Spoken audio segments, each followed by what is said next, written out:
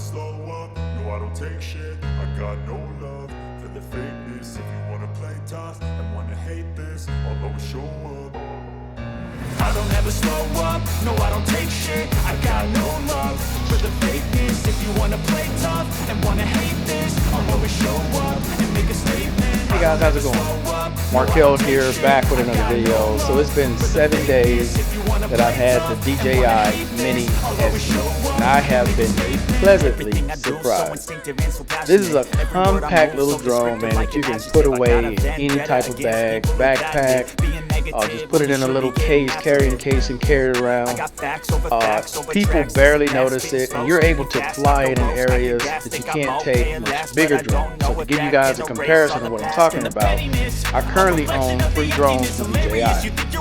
The Mini SE, I have this one, which is the Air 2, not the Air 2S, and I have the Inspire 2. Obviously, it's too big to put in this little area, so I left it in this case. I'll show a photo of it here.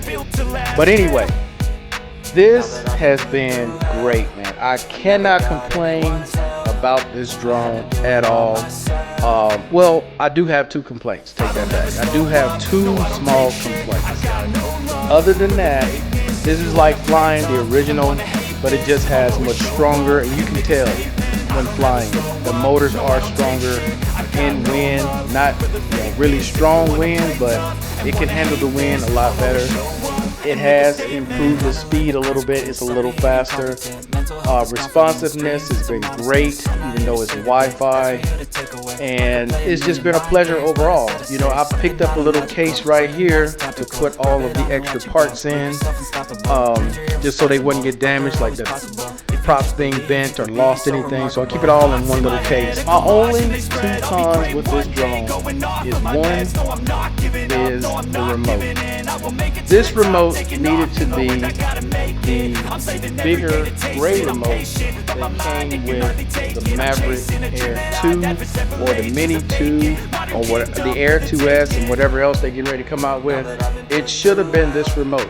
And the reason why is because the smaller remote, you have bigger phones like the S21 Ultra, right? Or the iPhone, right? 6.7, 6.8. I mean, the phone is larger. To give you a better picture here, the phone is larger than the remote.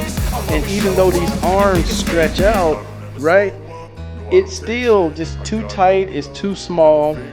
But with this remote, instead, you put it up top, so you don't have that issue. But those 2 things are my only issues with this drone.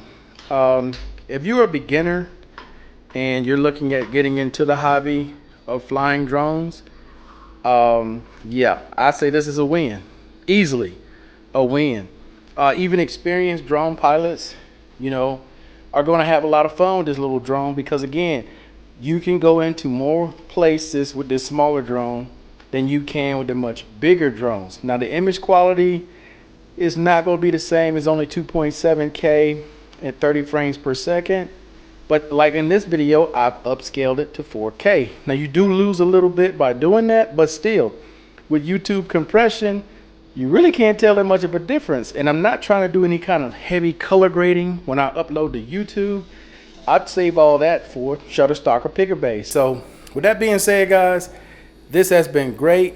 I have really no complaints other than those 2, which is Wi-Fi enhanced instead of OcuSync, and the remote being a smaller remote for the much bigger phones.